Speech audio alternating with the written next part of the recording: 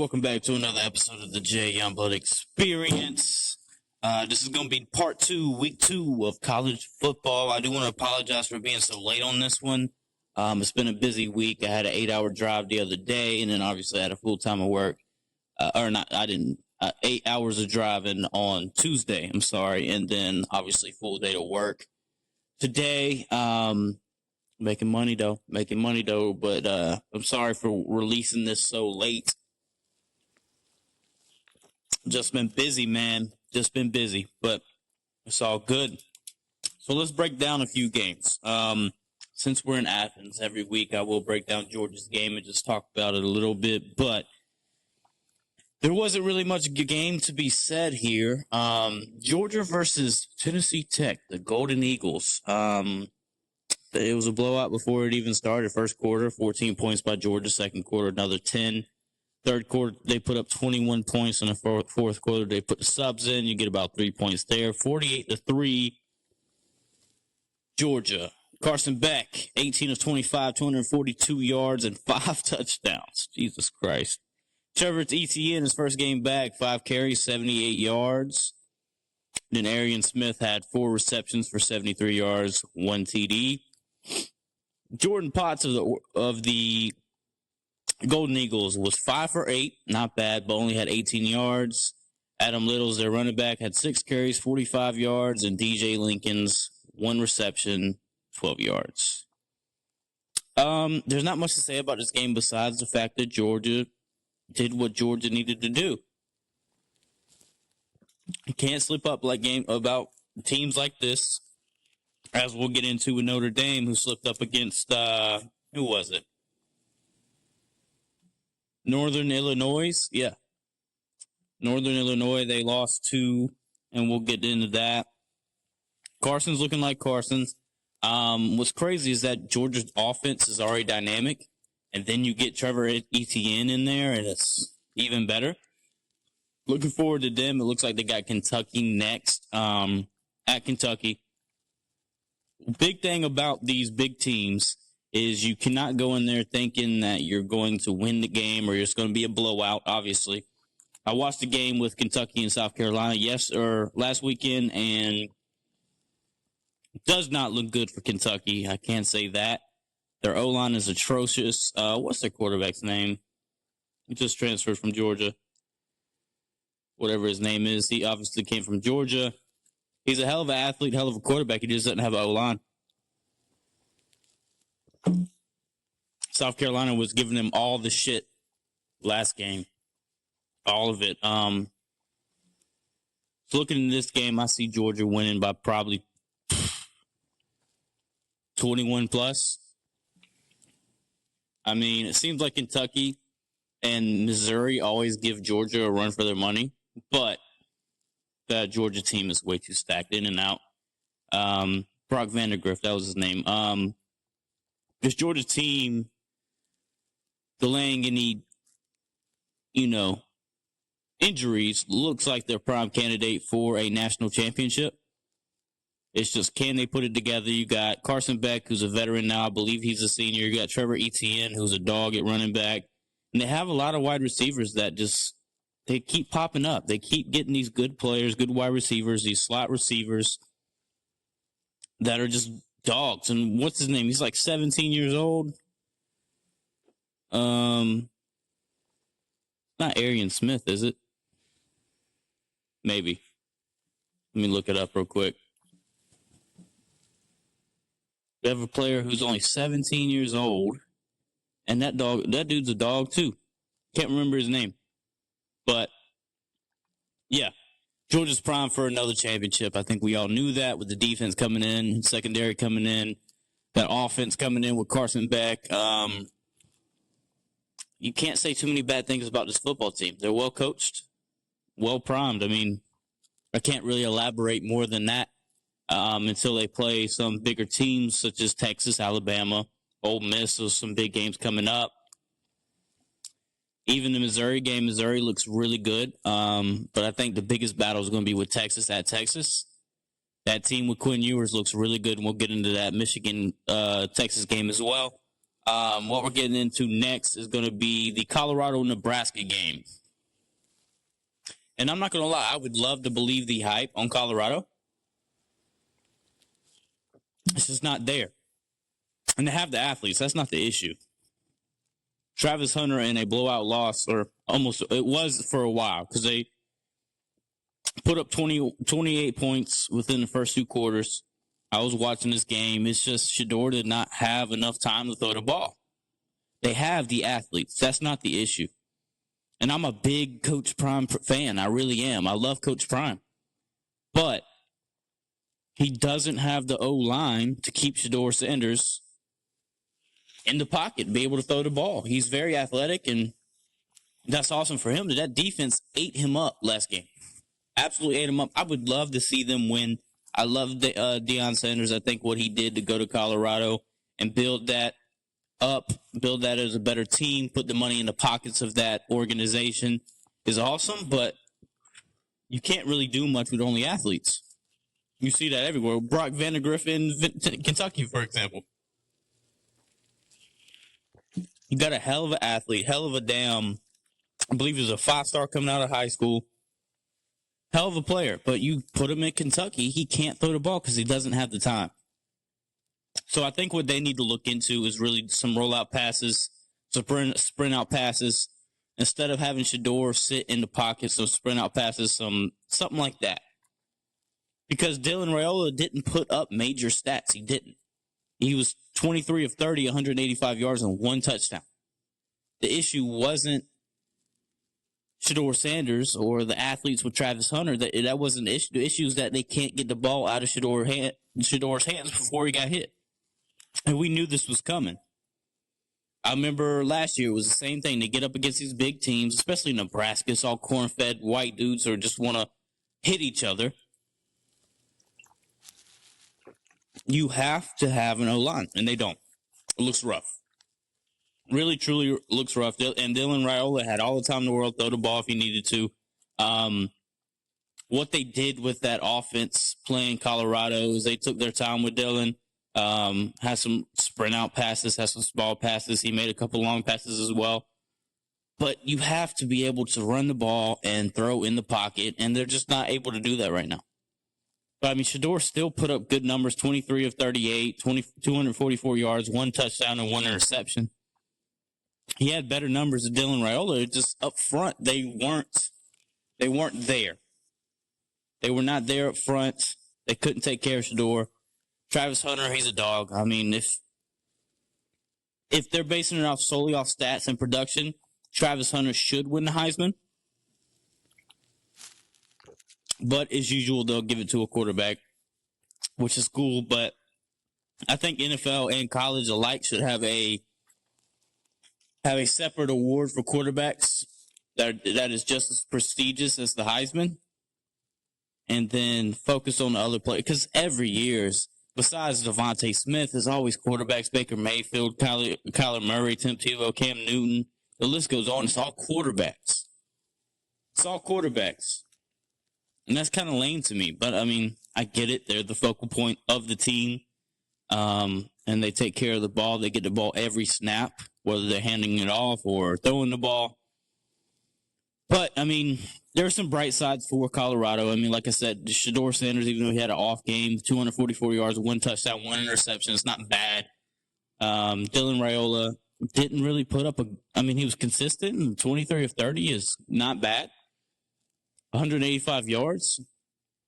I expected a little bit more flash, but I think, was it Matt Rule? Is that who their head coach is? Something like that. He took his time with him, which is smart, with a freshman quarterback coming in.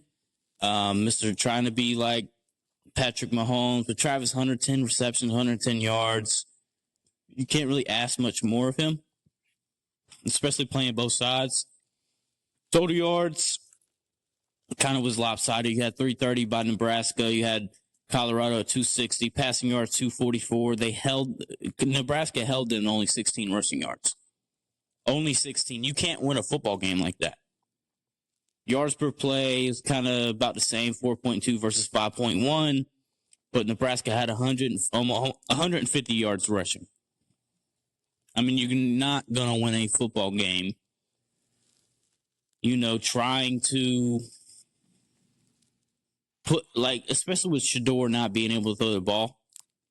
You got to do better for sure. And looking at Colorado coming up, they got Colorado State next and then Baylor. I don't know too terribly much about Colorado State. I know that's a big rivalry, but they got a tough sled going on with Colorado State. They got Baylor is always a strong team. UCF, Kansas State, Arizona, Cincinnati, Texas Tech, Utah, Kansas, Oklahoma State. They got a few ranked opponents coming up, and I just don't see them being able to put it together that fast. I just don't. Now, is Nebraska a contender? No, I don't think Nebraska is a contender, though their schedule is pretty sloppy. You got Northern Iowa, Illinois, you got Purdue, Rutgers, Indiana. They do play Ohio State October 26th. So we'll see how that goes. I haven't been watching Ohio State too terribly much. I try to focus more in Southeastern Conference, ACC. But obviously, Ohio State is always a threat. Especially for a young team like Nebraska. And then you got UCLA, USC, looking like a very prominent team, Wisconsin and Iowa. Just with everything that Deion said over the offseason, I expected a little bit more than what we saw on Saturday night. Expected a little bit more. Because they talked all offseason how they were ready. Shador's always holding up his watch. You expect more, but then again, it's Colorado, and you only can do so much with Colorado. I don't see Deion staying after the season. He may get to a big school. I don't know. I could see him going to Florida State, but they just signed their head coach to a long-term deal. I don't know. Hopefully he goes to a better team than Colorado. You just don't have no one who goes to Colorado besides goes skiing. You know what I mean? People going skiing out there to go to Colorado. They're not going out there to play football. I see him coming more towards the South. I don't know where that'll be. I was thinking he was going to go to Alabama before they hired Washington's head coach. We could see some wild things in the offseason with Coach Prime, for sure. I think he's a prime candidate. I think people like him solely because he's a likable person. He brings a lot of enthusiasm. He also brings in these OGs like Ed Reed into practice, and they help out with the entire practice. But with Colorado, they just don't have an O-line. O-line, D-line, they just don't have it. And that's the issue. If you watch the games or watch these upcoming games, you'll see the same thing I'm seeing. You're not seeing them being too terribly physical up front. They're getting blown past. They're getting pile drived. It's just, and they're not running anything special. They're not running any stunts. They're not running any crossovers. It just wasn't, they don't have the O-line to be as good as they want to be is the issue. And I wish that was different, but it's not. It's not. They don't have the O-line to participate in these big games. Not saying Nebraska is a terribly big game, but, they're a top 25 team, so you got to prepare for those kind of things. I'm assuming it's probably not a recruiting problem. I don't know if it's a coaching issue, but I know he's getting the recruits. So that couldn't be that big of an issue, but I don't know. I see them winning 6-7 games, maybe 8. Maybe there'll come some close games along the way, but I don't see them winning more than 7-8 games, if that.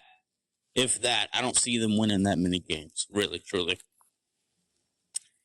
Now let's get into this next game, Texas versus Michigan. It did not go the way I thought it would. I'm gonna be honest with you. I thought it'd be a lot closer, for sure. I thought it'd be a way closer game than what they gave.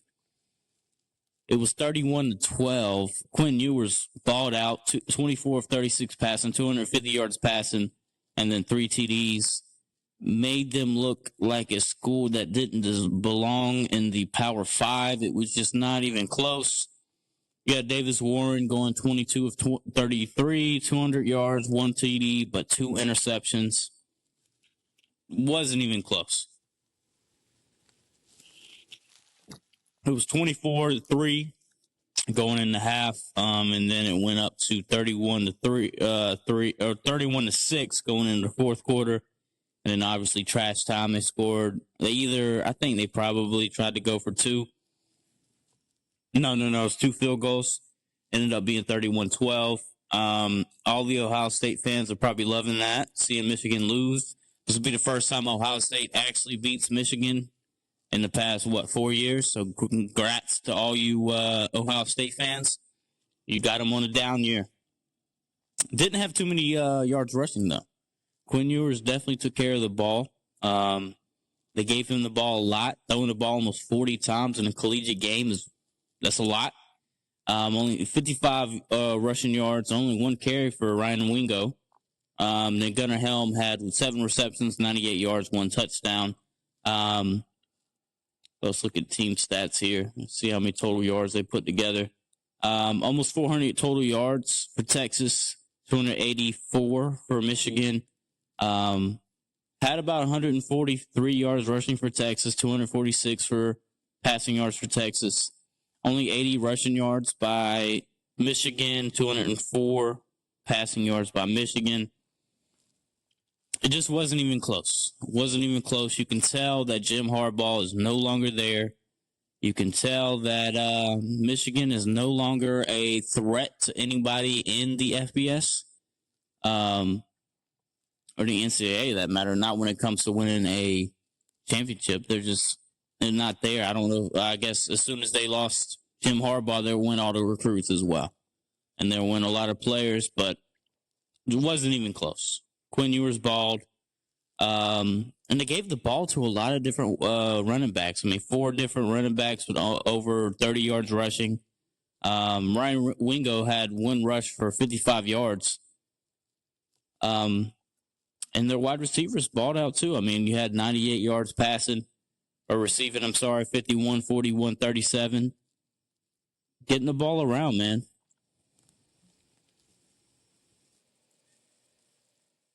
It's just, I'm happy to see it.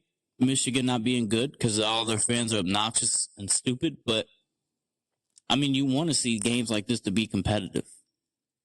And I'm a I love Quinn Ewers. I'm glad Quinn Ewers is balling like he should. Texas has been hating on for quite a while. But, I'm glad Michigan is down. I'm not a big Michigan fan. It's just, I'm not. They won 1 championship with an asterisk beside it because of what's his name? Connor Stallions. And now they're shit. And now they're just proven to the fact that maybe Connor Stallions had a big play in their success. And the fact that they were sign stealing. And that's why Harbaugh got out of town, bro. It was time for him to leave. He was just like, I don't want this investigation. I'm gone. And obviously there was enough for him to miss, games. It is what it is, but this makes me more and more excited for that Georgia and Texas game. I think it's going to be the game of the year. I really, truly do. I think if they were playing in Athens, it'd be a more widespread game, and I think Georgia would win probably by a touchdown. But I think with them playing in Texas with that atmosphere, I see it being a very close game. I still got Georgia with the edge by 3 or 5 points. It's going to be a hell of a game. Everybody needs to tune in. I know the tickets there are already sold out. That's going to be a hell of a game. Everybody needs to tune into that game. Like I said, I think it's going to be game of the year. And at that time, Texas may be 2, or they're already 2, so they may be playing 1 and 2 at that time. It's going to be very exciting. Game of the year prospect. It's going to be a good one. It's going to be a good one. I've talked to Carson about it. He said he's excited for it. He's ready to get in and out, but it's going to be a hell of a game. Hell of a game.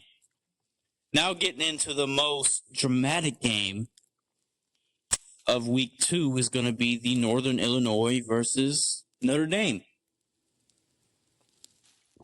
They are who we thought they were. Frauds every year.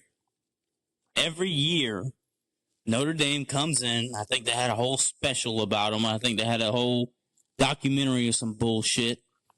Notre Dame comes in. Everybody has high hopes for them. And they just don't pan out. This time it didn't pan out way earlier in the season, and I'm glad to see it. I'm tired of hearing about Notre Dame and how good they are, and we always want to get championships, and I don't remember the last time they got a championship. Tired of hearing about Notre Dame. Tired of hearing about them. But this game was a good one. Came down to the wire. Northern Illinois got a field goal to end the game. Their quarterback, Ethan Hampton, 10 of 19, 198 yards, only one touchdown. You would not expect that out of a quarterback who just won a game against Notre Dame, who was highly ranked at the time. Everybody was on Notre Dame. This is going to be a win. And this was in Notre Dame, at their home field. And Notre Dame, as expected, came up short. And I'm just going to tell everybody listening, nobody in football respects Notre Dame. They do not. They're always overrated because they have a great history, and I'm not taking that away from them. They have a great history of football, and that was way back in the 1900s, 1990s, 1980s. And every Notre Dame fan is loud and obnoxious about how they're going to win, and they're going to win this, and they're going to win that. And they always fall fucking short. They always fall short. Notre Dame is not the program it used to be. It's not this power, game. They're just not that great. Yes, they got cool helmets. Good for them. Yes, they have a great, rich history of winning. But it hasn't happened in the past 20 years, 24, 25 years. It hasn't. All Notre Dame fans, I don't want to hear it anymore. I don't want to be part of it. Leave me alone. If you're reading this, it's too late. You're already lost. There's nothing for you to do. It's over. There's your season. Your season's done. You lost to Northern Illinois. Absolutely embarrassing loss at home in front of all your fans, packed out, sold out crowd. And what do? You shit the bed and lose to a game who has never beat a top 5 team, top 10 team to be at that. Absolutely fucking embarrassing. That's what it is. It's an embarrassment. Always coming in, talking about how you're going to be the best team, how you're going to win a national championship. Absolute embarrassment. You're supposed to be a team that was supposed to be in the playoff, that was supposed to be in contention for winning the entire NCAA national championship, college football playoff, college football national championship. And what do? Shit the bed where everybody can see it on display.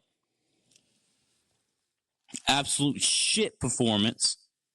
Their quarterback, Riley Leonard, 20 of 32, 163 yards and 2 interceptions, 0 touchdowns. 0.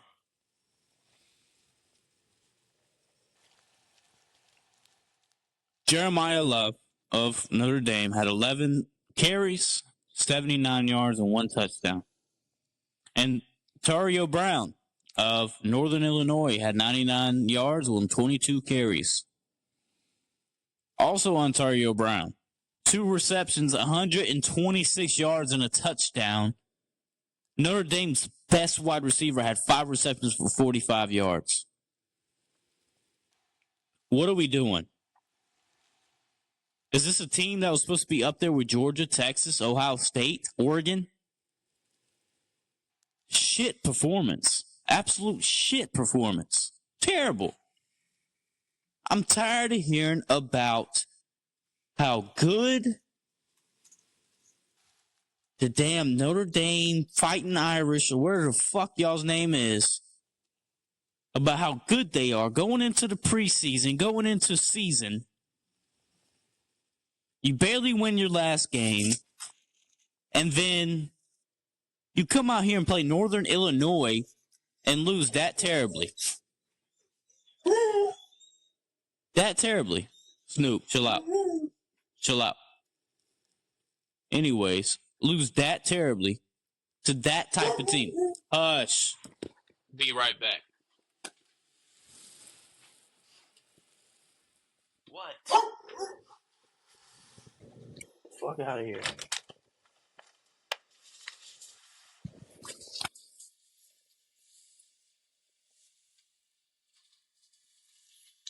My bad, my dog was acting like a crackhead.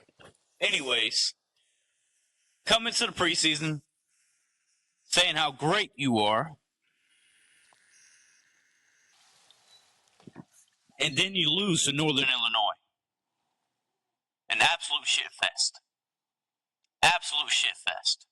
When it comes to team stats, Northern Illinois put up almost 400 yards of total offense. Notre Dame didn't even get to 300, 286 yards. Passing yards, they beat you. Rushing yards, they beat you. Yards per play, beat you. When it comes to first down, y'all had the same. Third down efficiency, y'all were 30% on third down. Y'all punted the ball 5 times, only had 3 penalties, and they killed y'all in time of possession. At 34 minutes, y'all only had 25. Now, how does Notre Dame, a championship hopeful, lose to Northern Illinois 16-14, who has never beat a top 5 or top 10 opponent? How? Let me tell you how. Because you're overhyped. You get all the media coverage. Your fans are obnoxious and ignorant. You always think you're going to win a championship, and you always fall short. I'm just glad it happened earlier in the season than later. Because then we can see the frauds you are, and we don't have to deal with the bullshit about Notre Dame all year. Only problem I have now is who they're going to play. Y'all beat Texas A&M, barely fucking won. Lost to Northern Illinois. You got Purdue, Miami of Ohio, Louisville, Stanford, Georgia Tech, Navy, Florida State, Virginia, Army, and then USC. Only problem I have now is they may only lose one game going out from here, depending on the USC and the Louisville game. So if I hear these fans talking at all, if they're undefeated after this game going into USC, I hope USC beats them by 1 million. I can't stand it. What have you done? Nothing since the 90s. Absolutely nothing. You got your little documentary, and then you got a little bit of Showtime in the Florida or the Miami documentary. Now all of a sudden you are the shit every year, and you're not. You fucking suck. You suck. Y'all's biggest highlight is Manti Te'o's fake girlfriend. That's y'all's biggest highlight. But every year we have to listen to Lou Holtz and just talk about how good Notre Dame is and how they're the best and this and this and that. And I'm tired of hearing it. Tired of hearing that. At least with the SEC, you have Georgia, LSU, Alabama, Ole Miss. You have Mississippi State. You have Missouri, who's going to be a hell of a team this year. You have teams that play and do well and are in contention. Fuck, even Auburn. And I may be losing some out. Tennessee is the Notre Dame of SEC. If anybody's listening to this and you're a Tennessee fan, I'm sorry. Every year, y'all come up, y'all try to do well. You have the preseason, oh, our recruiting was so great, our coaching is ready, our quarterback's ready, and then y'all lose. The same thing with Tennessee Tennessee is a Notre Dame of SEC football. And I'm tired of it. I've had enough. Had it up to here with you motherfuckers. Had it up to here. I gotta watch preseason analysis of how good Notre Dame is gonna be, how they're gonna win, how they're gonna be the best, and then they do shit like this. And I'm happy. I'm happy. You know why? Because Notre Dame is not that good, and they haven't been for quite a while. Quite some time they haven't been good. Now I mean good, like, to comparison to what the fans, what the analysis say. The fans always say they're gonna win. The analysis always say they're gonna be a force to reckon with, and then they do bullshit like this and lose to Northern Illinois.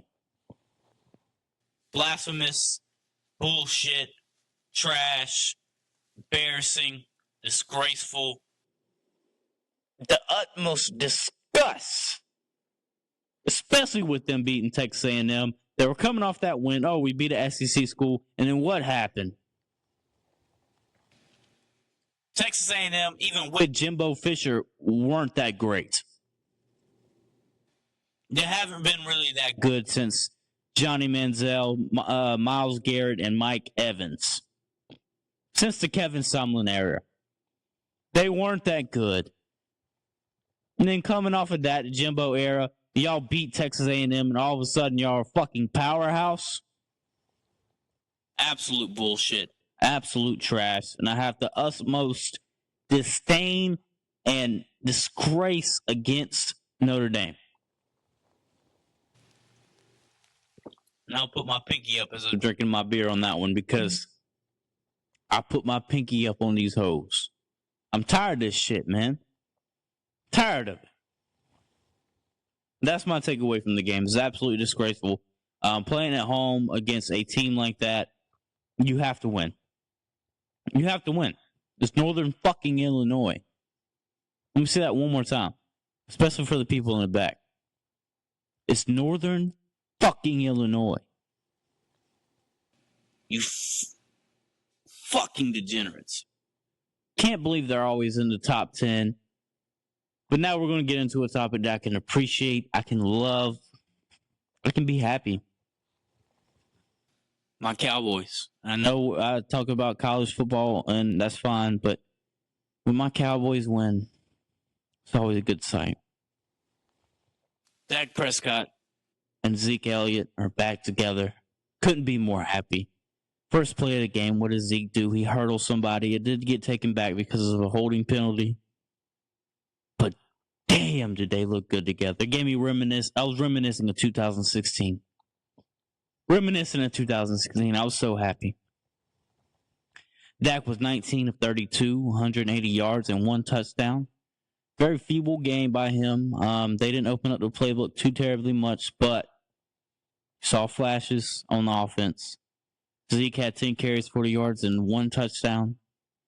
He did well in fantasy, by the way, for all the fantasy owners out there. CeeDee Lamb had 5 receptions, 61 yards, and that's fine. That's cool. Week 1. Now let's get to my defense. Deshaun Watson was 24 of 45, only 169 yards, 1 touchdown. That's cool. It came in shit time, came in trash time. 2 interceptions by my defense. 12 carries, 44 yards for Jerome Ford, only 1 touchdown. Like again, they came in shit time. And their highest receiver had 4 receptions for 44 yards. When I tell you my secondary absolutely balled, my secondary looks so good on defense. Our defense is what's going to keep us in games. 2 interceptions by my defense. 6 sacks. 1 by my boy DeMarcus Lawrence, and 1 by my boy Micah Parsons. We held them to 2 of 15 on 3rd down. Again, 6 sacks. 2 interceptions. 6 sacks and 2 interceptions, that should win you every game, buddy. We held them to 93 yards rushing, only 137 yards passing, 3.3 yards a play. and held them to a total of 230 yards total. They had more negative yards, or the equal amount of negative yards. It was 22 to 44 total plays. Held them to 0 or less yards in those 22 plays. I couldn't be more happy. Everybody clap for my Cowboys. Just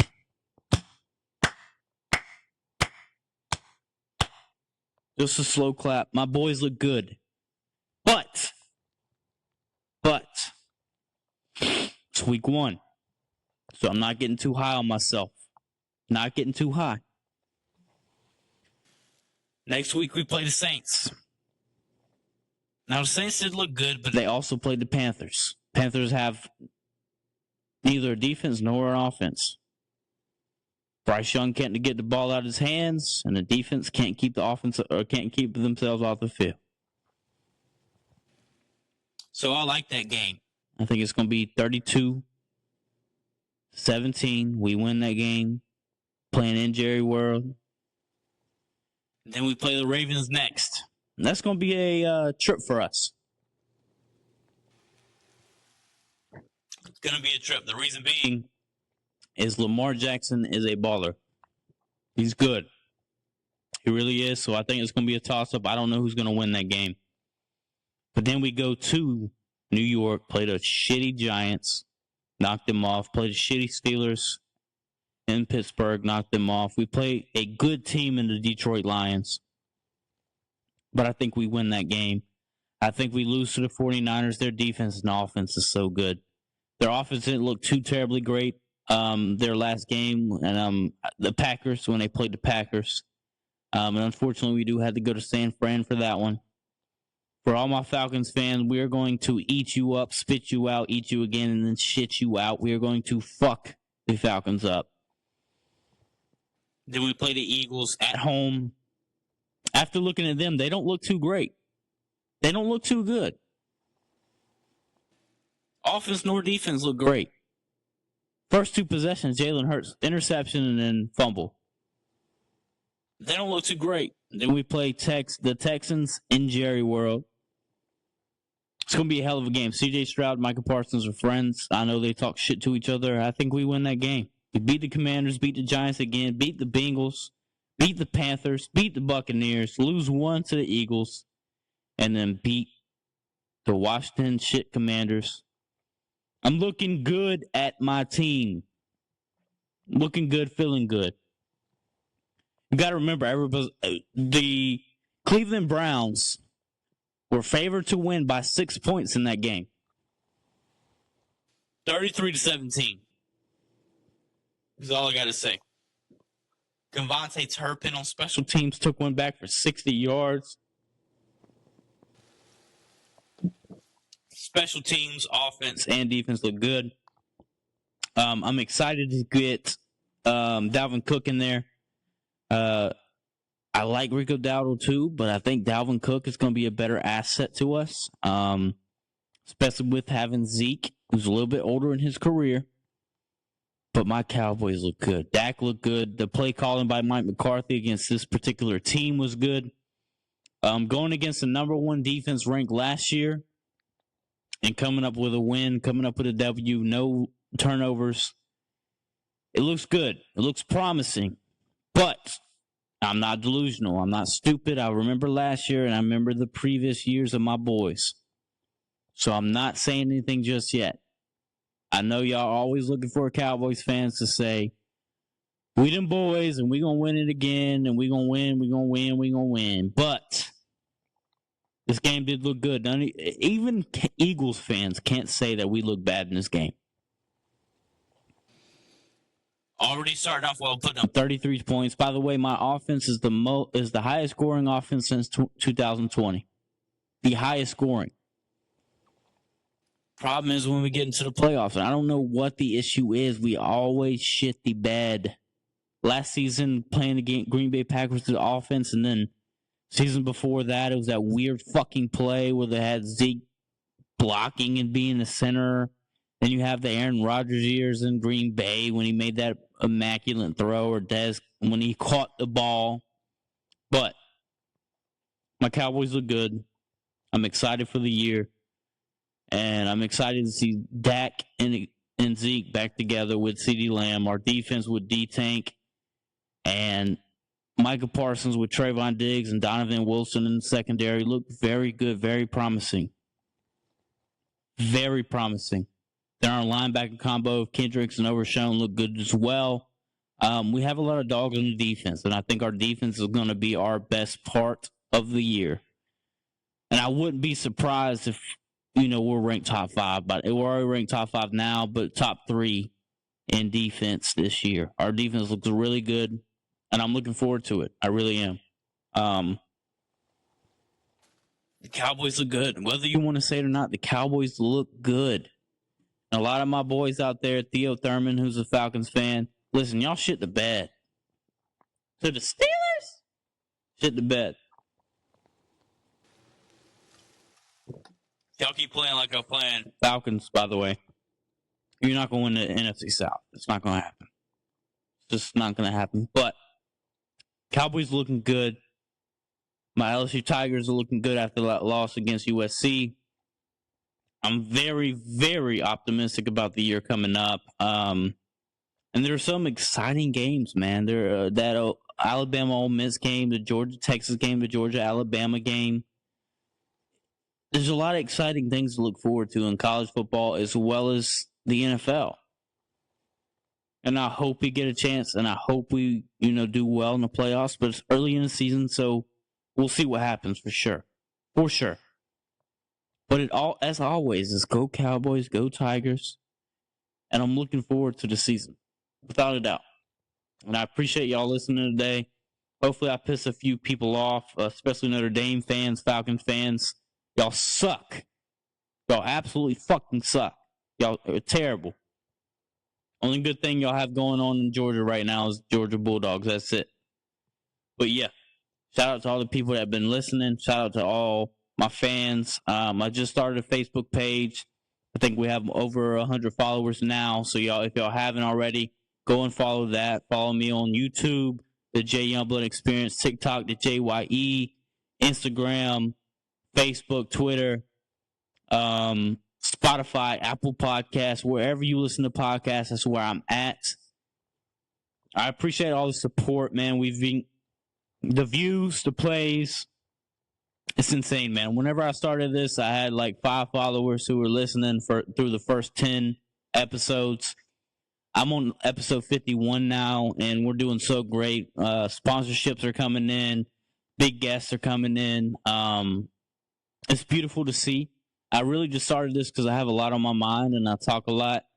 And I found a way to navigate through my thoughts and just have it going through this podcast, man. It's a beautiful thing. So I appreciate everybody listening. I appreciate everybody who's been a part of this. I think once we reach a certain amount of followers, I'm going to start coming out with merch. Merchandise, hats, shirts, whatever, you name it, it's there. I just appreciate for everybody who has been listening, who've been a part of this journey, and who've been supporting me along the way. It really means a lot, everybody. I don't expect, a kid from Augusta to be doing the things he's doing, but I'm doing it, man. And always, it's peace, love, and happiness, like Al Green said. Y'all stay loved, stay positive, stay blessed. Love y'all.